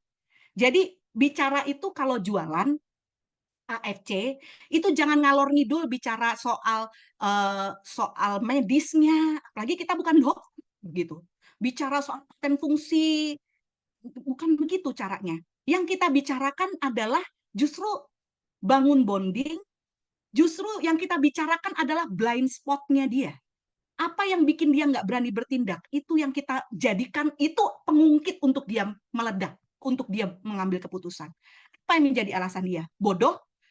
Justru karena kamu bodoh, misalnya nih, aduh saya bodoh, saya mah nggak pinter, saya mah cuman misalnya pembantu rumah tangga gitu, aduh saya SD aja nggak lulus. Justru karena kamu nggak pintar, AFC itu cocok buat kamu. Kenapa? Karena ada petani, ada satpam, ada tukang sayur, ada tukang tambal ban, itu bisa berhasil. Justru sudah ada contoh-contohnya, justru karena kamu nggak pintar, kamu cocok. Saya akan dampingi kamu. Saya akan ajari kamu. Saya akan bimbing kamu. Saya akan dampingi, akan gandeng kamu. Kenapa saya mau gandeng kamu dan saya percaya pasti bisa? Karena saya sudah lihat buktinya. Saya udah ada di AFC dan orang-orang yang saya sebut itu saya kenal. Saya dengar testi mereka. Kalau mereka bisa, kamu juga bisa. Jadi teman-teman, comfort zone adalah situasi ketika orang mengungkapkan alasan, kita langsung, aduh, saya nggak bisa jawab gitu ya. Aduh, ditolak lagi. Apalagi biasanya gini, saya punya anak, saya nggak bisa jalanin. Oh gitu ya Bu. Ya udah Bu, nanti ya setelah anak lulus SD 6 tahun lagi, saya tawarin lagi. Misalnya kayak gitu ya. Atau saya bodoh, atau saya nih, aduh saya mah ngomong aja kagak bisa. Gimana saya mau jalanin AFC? Sorry ya, saya nggak bisa jualan. Oh iya deh Bu, kalau gitu nggak apa-apa. Nanti kalau butuh cari saya ya. Basi teman-teman, itu omongan yang basi. Itu kalian ada di comfort zone. Kalian tidak mau menerobos, kalian tidak mau membobol blind spotnya dia. Kalian harus bobol justru apa yang dia rasa nggak bisa, jadikan itu pengungkit. Apa? Coba alasannya apa? Anak, kalian harus siapkan masa depan anak. Bodoh, di saya nggak punya duit itu paling paling banyak. Justru di AFC kamu cocok di AFC supaya kamu kaya. Supaya kamu kaya. Alasan nggak punya duit teman-teman, saya kasih contoh ya. Semua orang kalau nggak merasa penting, tidak merasa dia mendapat solusi dari hal itu, dia akan bilang tidak ada duit. Tapi ketika dia tahu, saya memang nggak punya duit, tapi kalau saya jalanin ini nih, saya bisa sukses. Saya akan punya duit, pasti dia ambil. Jadi alasan nggak punya duit itu adalah alasan umum kalau orang nolak. Nggak ada duit. Atau kalaupun orang punya duit ngomongnya begini, lagi ada kebutuhan. Jadi nggak bisa dana saya lagi saya alokasikan ke yang lain. Selama orang tidak merasa AFC adalah solusi, dia nggak akan menyiapkan duit gitu. Apalagi gede kan, 3,6 juta. Jadi bisnis kita adalah bisnis di mana membuat orang buta melihat. Bisnis kita adalah bisnis di mana ketika dia ngerasa saya bodoh, justru kita bilang, tunjukkan kamu bisa jadi pintar. Ketika kamu nggak punya uang, kamu jadi punya uang. Ketika kamu menjadikan anak sebagai alasan, jadikan anak itu sebagai pengungkit bahwa kamu butuh masa depan anak-anakmu sukses. Kamu harus di AFC. Gitu. Jadi begini teman-teman. Setiap mentok di mana, kalian jangan lari kemana. Contoh, anak saya, aduh saya nggak bisa sih ya, sorry nggak bisa jalanin AFC karena sibuk saya. Anak saya aja, aduh saya bangun tidur, masak, ngurusin rumah tangga, aduh sibuk. Udah dia kasih alasan itu kan blind spotnya dia kan. Terus teman-teman kalian mengalihkan pembicaraan dengan bilang, tapi ini produknya bagus, dokter-dokter pun akuin loh. Terus misalnya, testingnya ada loh, orang kanker sembuh misalnya. Nggak nyambung, teman-teman. Nggak nyambung. Blind spotnya dia adalah dia nggak ada waktu. Anaknya masih kecil, dia sibuk. Kalian kemudian kasih solusi, dokter bilang bagus, nggak nyambung. Justru apa yang menjadi kendala dia, itulah di bisnis ini, di bisnis AFC ini, tantangan, kesulitan, keterbatasan, itulah yang kita jadikan pengungkit, yang kita jadikan topik untuk membuka blind spot dia. Untuk membuat dia mengambil keputusan, iya benar, betul sih, benar, saya harus maju. Jadi bisnis kita ini bukan bisnis yang membuat ngajak orang debat. Enggak, teman-teman. Ketika orang ngomong blind spotnya, kesulitannya, kita bukan mau debat. Kita tidak mau menang debat, bukan. Ketika ada orang memberikan respon negatif, memberikan kendala dia, kesulitan dia, itu adalah titik, sudah titik di mana kita bisa ngobrol, gimana kita bisa masuk. Ketika dia sudah bisa ngomong, karena kan biasanya orang ngomong gini, nanti dulu ya, itu lebih susah. Ketika dia mulai ngomong, anak saya masih kecil, atau ya anak saya masih kecil, saya nggak ada waktu. Ketika dia ngomong saya nggak pinter ngomong, saya nggak bisa jualan, itu kalian dia sudah ngomong itu blind spotnya. Dan bisnis kita bukan untuk menang debat, bukan untuk ngadu apa ya, ngadu produk dengan MLM lain, bukan. Jadi bisnis kita justru ketika dia ngomong seperti itu, caranya begini teman-teman. Ini real ya, ini real. Saya kasih tips yang real. Caranya begini, ketika dia ngomong kesulitan, kalian nunjukin dulu persamaan kalian. Sama Bu, misalnya sama gitu ya. Saya juga punya anak kecil. Atau kalau kalian nggak sama, tunjukin member kalian atau teman kalian yang situasinya sama kayak dia. Tunjukkan dulu persamaannya. Jangan debat dulu, jangan saya nggak punya uang, jadi saya nggak bisa join. Masa kamu nggak punya uang, kemarin kamu beli emas, blablabla gitu ya. Atau masa kamu nggak punya uang cuma segini doang, jangan debat. Masa kamu nggak punya uang, kan penting ini untuk kesehatan, jangan debat. Cari persamaannya. Cari persamaannya, ya Bu, saya juga waktu join, awal saya juga nggak punya uang Bu. Saya bahkan cuma dipinjemin sama upline saya 2 saset, karena saya nggak punya uang juga Bu. Tapi saya mau mau kaya, saya bosen miskin Bu. Saya mau sukses. Ingat, bisnis ini adalah bisnis ketika kalian ketemu blind spot, kendala dia, bicaralah dari situ. Tunjukkan persamaan, bangun rasa yang sama dia, sampai dia bisa rasa suasananya nyaman dengan kalian. Nyaman dengan kalian. Nyaman. Jadi bukan ngerasa kalian pinter. Oh iya ya, udah. Iya ngerti-ngerti kamu jelasin semua, saya ngerti. Bukan. Tapi sampai rasanya nyaman bahwa iya sih, yang di hadapan saya ini punya situasi sama seperti saya. Setelah nyaman, karena blind spotnya udah ketemu, kalian tunjukkan persamaan, dia bisa rasa nyaman, ya kalian baru ngomong, tapi Bu, kenapa saya memutuskan? Ceritain, autentik aja diri kalian. Autentik aja, autentik. Misalnya seperti Sinta, karena saya waktu itu hampir pulang kampung, Bu. Suami saya pengangguran. Bukan dia males, Bu, tapi situasi waktu itu pandemi, banyak pemecatan. Suami saya kena, Bu. Itu juga saya benar-benar sebetulnya nggak ada uang, Bu, untuk join. Saya juga susah. Nah, udah ngalir dari situ. Sampai dia nyaman. Nanti dia akan ngomong lagi blind spot yang lain. Tapi saya tuh nggak pinter loh. Saya nih, aduh, kamu mah pinter ngomong tuh dari tadi kamu pinter ngomong. Bu, saya bukan pinter ngomong, saya ceritain pengalaman saya. Saya ceritain pengalaman saya.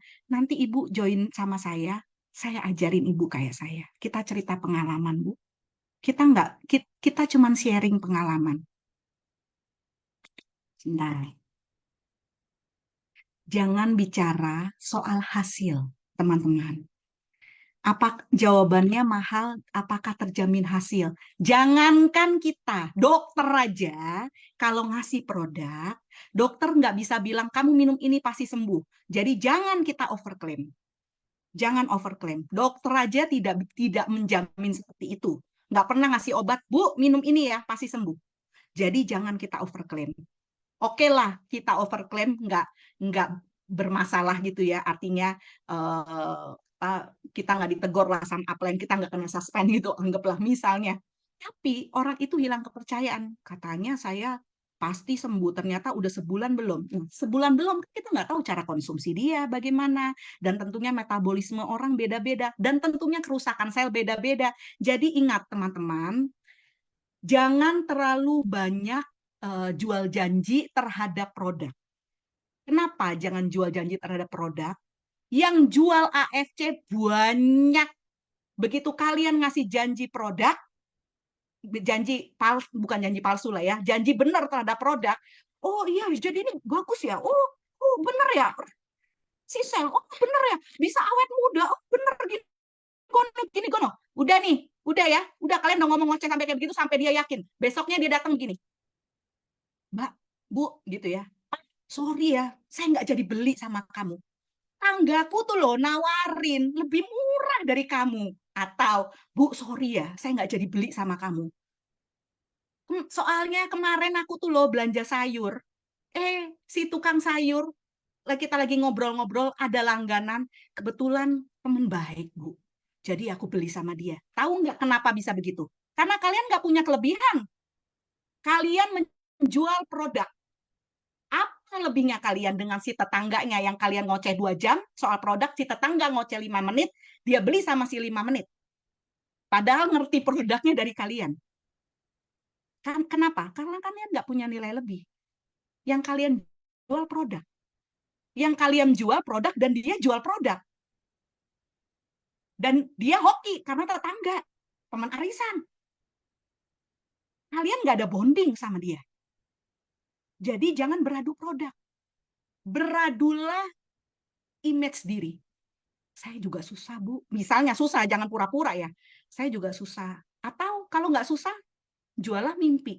Bu, saya punya cita-cita tinggi. Ibu kan juga pengen anak sukses. Saya juga pengen anak sukses, Bu. Anak saya dulu, Bu, cita-citanya tinggi banget. Saya berjuang untuk anak saya, Bu. Kalau Ibu join sama saya tahu rasanya menjadi orang tua yang pengen anak sukses. Segala macam lah. Kalian bisa jadikan ada persamaan, ada keterikatan, ada rasa, kayaknya saya mesti join sama ini deh. Karena apa? Dia lebih tahu saya, dia lebih ngerti perasaan saya. Tetangga memang jual lebih murah, tapi kok dia nggak ini ya? Kayaknya saya kalau sama tetangga saya nggak bisa sukses deh. Kalau sama dia kayaknya kok berjuang banget ya. Dia kayaknya ngerasa AFC ini solusi banget ya buat dia. Kayaknya bisa jadi solusi juga ini buat saya. Begitu loh teman-teman. Iya, cari persamaan. Bangun bonding, bikin dia nyaman. Itu kelebihan. Itu suatu kelebihan yang tidak bisa dibandingkan dengan harga Tokped lebih murah. Misalnya, dengan barang palsu yang katanya lebih murah gitu. Dengan tetangganya yang kalian ngoceh 3 jam, join sama tetangga karena lagi belanja sayur 5 menit, nyantol lah sama tetangga. Kenapa? Ya, karena nggak punya bonding. Sedangkan kalian menuangkan knowledge. Jangan adu argumen, betul. Cari persamaan. Buat jadi nyaman. Bicara dari blind spotnya dia. Bantu menguraikan. Bantu kasih harapan. Tunjukkan kalian juga pernah punya blind spot seperti itu. Oke. Bisa lanjut bawahnya? Teman-teman, untuk mendapat lebih, lakukanlah double porsi. Nggak ada jalan pintas. Saya kasih contoh. Saya itu orang yang nggak pintar. Waktu sekolah dulu, SD, saya tiap tahun terancam tidak naik kelas. Tiap tahun. Saya terancam tidak naik kelas. Suatu hari, itu sampai SMP kelas 2. Sampai SMP kelas 2. Suatu hari, saya SMP kelas 2 dipermalukan oleh guru saya. Ketika saya suruh menjawab soal di papan tulis, soal matematika, saya nggak bisa. Saya menghadap papan tulis dan guru saya, sampai sekarang namanya saya ingat. Gurunya bilang gini, kamu balik aja ke kelas 4 SD. Kebetulan SMP-nya nyambung sama sekolah SD. Kamu balik ke kelas 4 SD. Saya dalam kondisi megang, zaman dulu kan ini ya, apa tuh, kapur ya. Dalam kondisi megang kapur, menghadap ke papan tulis sambil diomong, kamu balik ke kelas 4 SD. Itu dalam kondisi tangan saya gemetar dan nangis. Saya tidak berani balik badan menghadap ke kelas karena saya udah banjir air mata. Karena saya sangat tertekan sekali. Ini saya juga nggak berani duduk karena saya belum disuruh duduk. Kamu ke kelas 4 SD, tanya di sana itu. Anak SD aja lebih bisa dari kamu, malu-maluin. Nggak pantas kamu naik kelas. Saya itu 2 SMP. Saya sampai stres banget. Saya malu banget. Tapi saya tidak bisa balik badan. Saya banjir air mata. Saya malu banget. Saya malu banget. Saya nggak berani balik badan. Akhirnya karena guru menekan saya ke SD. Jalan sekarang. Cepetan kamu ke SD. Mau ngapain kamu di situ? Bikin malu. Segala macam gitu ya. Akhirnya saya langsung lari keluar kelas tanpa nggak berani nengok ke murid-murid yang lain karena saya nangis gitu ya. Saya lari keluar. Saya langsung elap air mata karena saya harus ke SD gitu ya. Saya ke SD, saya ketok-ketok. Ini kisah nyata saya ya teman-teman. Kisah nyata saya. Saya ketok-ketok, saya tanya sama guru soal ini, terus guru suruh anak SD ngerjain soal saya. Dan bisa teman-teman, bisa. Akhirnya saya balik ke kelas, itu waktu saya balik ke kelas itu saya berusaha jalan, ini saya ceritain sedetil mungkin supaya teman-teman tahu gitu ya perasaan saya. Saya jalan, saya lama-lamain karena berharap bel ganti pelajaran. Saking saya malunya, berharap bel ganti pelajarannya, tapi nggak bel-bel. Akhirnya ya udahlah, saya masuk ke kelas, saya bilang, Pak, jawabannya segini. Terus langsung duduk kamu. Itu sepanjang sisa jam pelajaran itu saya eh, rasanya kayak ini kok kiamat nggak datang-datang gitu. Saya waktu itu saya mikir begini. Ini bayangkan ya teman-teman, anak SD, anak SMP loh. Saya mikir begini, saya umur kalau nggak salah 15 tahun ya, apa 14 tahun. Hidup itu berat ya. Hidup itu susah. Saya saya nggak sanggup hidup. Bayangkan loh, saya 14 tahun. Saya kelas 2 SMP, 14 kalau nggak salah. Saya nggak sanggup hidup, saya nggak bisa. Terus saya mikir, rata-rata orang mati umur 70-an. Berarti saya 60 tahun lagi hidup seperti ini, saya nggak sanggup. Saya rasanya itu mau mati bener-bener. Saya bilang saya mikir saya nggak sanggup hidup. Sepanjang pelajaran itu saya nahan air mata supaya nggak nangis. Sejak saat itu teman-teman, saya kemudian itu titik balik saya 2 SMP. Saya langsung ngomong sama mama saya pas pulang, saya mau les. Mama, saya nggak cerita apa yang saya alamin karena begitu amat sangat sakit hati saya sehingga sebagai anak kecil saya nggak bisa ngomong gitu. Kalau saya sangat terluka, saya nggak bisa ngomong. Jadi saya nggak bisa ngomong gitu sama mama saya diapain sama guru gitu ya. Karena terlalu sakit hati saya. Jadi saya cuma bilang saya mau les. Terus guru ini suatu yang benar-benar mengubah hidup saya. Lesnya waktu itu seminggu ada 3 jam. Saya bilang sama mama saya, Mah, saya mau les 6 jam. Seminggu saya mau les 6 jam. Loh, nggak bisa kamu paketnya 3 jam. Nggak, saya mau 6 jam. Kebetulan orang tua saya nggak ada kendala uang, jadi saya bilang saya mau 6 jam. Mah. Dan mama saya bener leskan saya 6 jam. Terus udah besoknya saya lihat teman-teman saya yang pada pinter-pinter itu belajarnya kayak apa. Saya tanya sama dia, kamu belajar sehari berapa jam? Oh, aku tiap pulang sekolah pasti belajar. Saya tanya sama dia, berapa jam kamu belajar? Saya kalau pulang sekolah bisa belajar 1 jam. Tiap pulang sekolah pasti saya belajar. Tahu nggak teman-teman, besoknya setelah dengar apa yang diomong oleh teman-teman saya itu, saya memutuskan saya belajar 2 jam. Saya dobelkan apa yang teman-teman saya lakukan. 3 SMP saya belum terlalu kelihatan berhasil, tapi nilai saya matematika mulai bagus. Yang tadinya bukan 5, teman-teman, 2, 3, nilai saya mulai bagus. SMA saya juara 1 terus. Kuliah dari S1, S2 saya cum laude. Kenapa? Kenapa saya berhasil? Bukan saya pintar, karena saya tahu cara untuk menutupi kelemahan saya. Kalau orang pintar, dia belajar sekali, dia jadi. Saya nggak bisa sekali. Saya bukan orang pintar. Saya harus 2 kali. Saya harus double porsi. Jadi saya bilang sama member-member di tim Evolution, kalau kamu orang yang hebat dalam direct sponsor, kamu ngomong, kamu prospekan, kamu langsung bisa closing seperti orang-orang yang jago dari sponsor, kerjakan. Tapi kalau memang kamu tidak bisa seperti itu, dobelkan usaha kamu. Dobelkan. Belajar Zoom, double. Ketika kamu udah ikut Zoom, malamnya pelajarin lagi. Dobelkan usaha kamu, action kamu dobelkan, knowledge kamu dobelkan, kemampuan kamu dobelkan. Kalau orang lain prospekkan 5 orang per hari, kamu harus 10. Karena apa? Kamu tidak pintar, istilahnya begitu. Kamu nggak hoki. Kamu punya kelemahan, tutupin kelemahan kamu dengan usaha lebih. Jangan jadikan pengalaman dibully, seperti saya dibully oleh guru, itu sebagai keputusan, ya udahlah saya memang bodoh. Ketika saya tahu lemah saya apa, saya les 2 kali. Saya dobelkan semua yang orang-orang sukses lakukan, saya dobelkan. Akhirnya SMA saya nggak pernah nggak juara 1. Kuliah saya cum laude. Kuliah S1 teman-teman saya menyelesaikan dalam waktu 4 tahun. Saya di semester terakhir skripsi saya saja udah jadi. Nggak sampai 3,5 tahun saya tuntas. Dan selanjutnya, saya juga seperti itu. Saya dapat tawaran beasiswa sana sini. Karena apa? Bukan saya pintar. Dobelkan usahamu. Double porsi. Kalau kalian orang yang ngerasa saya masih lambat, prospekannya saya closingnya sedikit, sorry ya, aku kayak Toreda aja nggak bisa nih.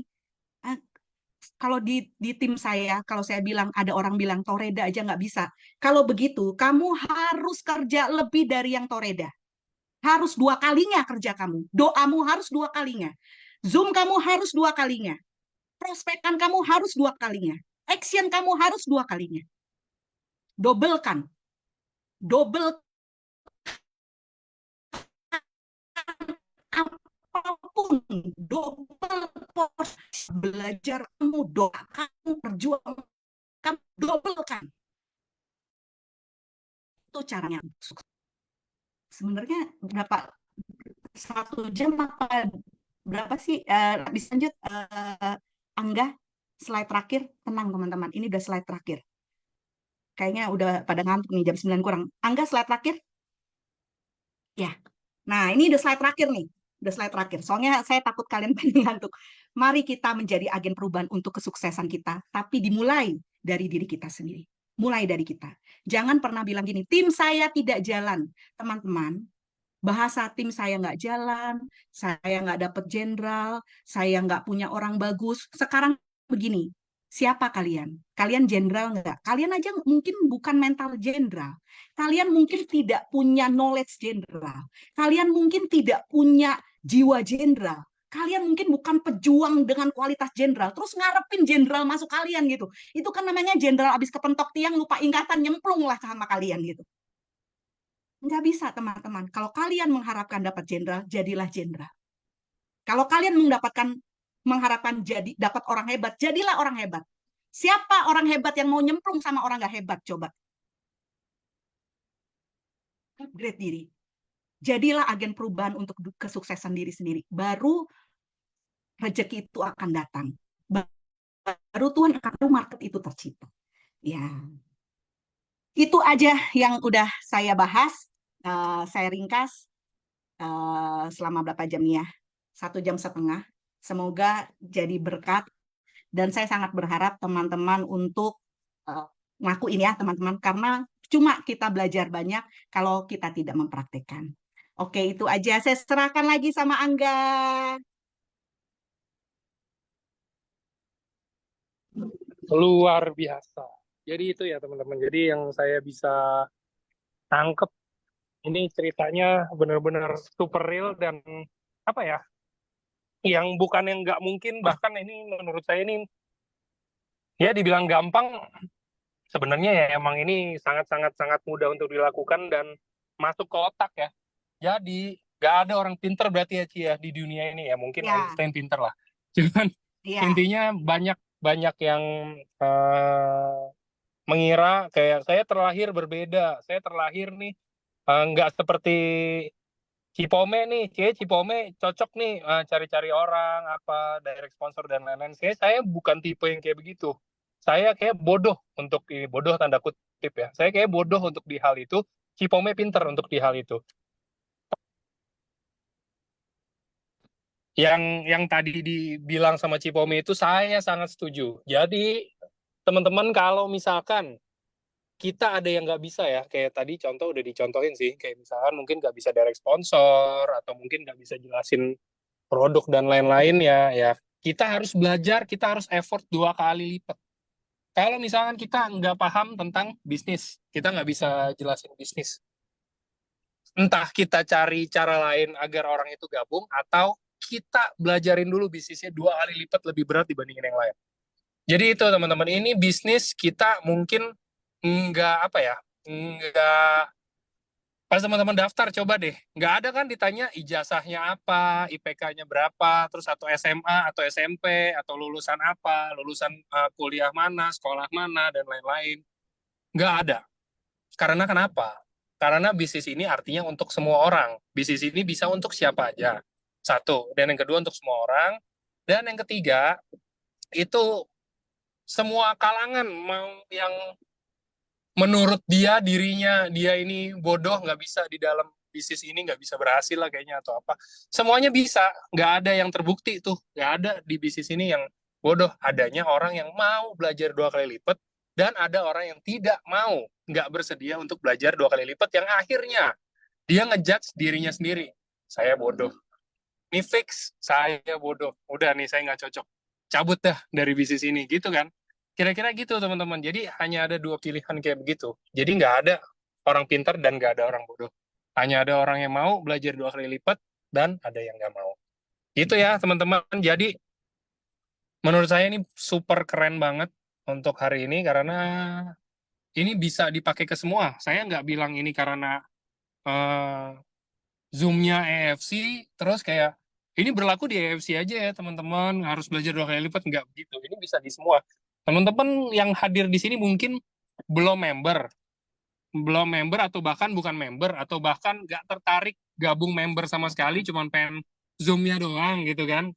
Soalnya katanya kayaknya EFC ini bagus-bagus nih temanya. Saya nggak member sih, tapi saya dapat linknya, ya udah deh saya nonton. Ada aja yang kayak begitu. Cuman yang dijelasin ini bisa bisa digunain ke semua hal. Mau kerjaan apapun itu menurut saya ini bisa. Jadi semoga teman-teman bisa mendapatkan ilmu baru hari ini, pemikiran baru, dan semoga yang pastinya semangat baru. Karena kalau nggak ada semangat, saya jamin ya semuanya pasti akan bilangnya nggak bisa, gak sih? Kalau ada semangat tuh, kalau ada semangat, kayak tadi kan saya dengar tuh ada yang Eka Sinta gitu kan, itu kayaknya kan dia semangat. Pasti semangat lah, nggak mungkin nggak semangat. Semangatnya apa? Ya kalau dia nggak berhasil di sini, dia harus balik kampung. Saya mau nggak mau semangat lah, gitu kan? Kayak udah, kalau di film-film ini kayak udah sebenarnya hidup atau mati gitu kan. Gitu dong. Jadi itu harus semangat. Justru itu terpaksa. Pertanyaan saya, apakah teman-teman semua di sini tunggu mau terpaksa dulu atau mulai dari sekarang?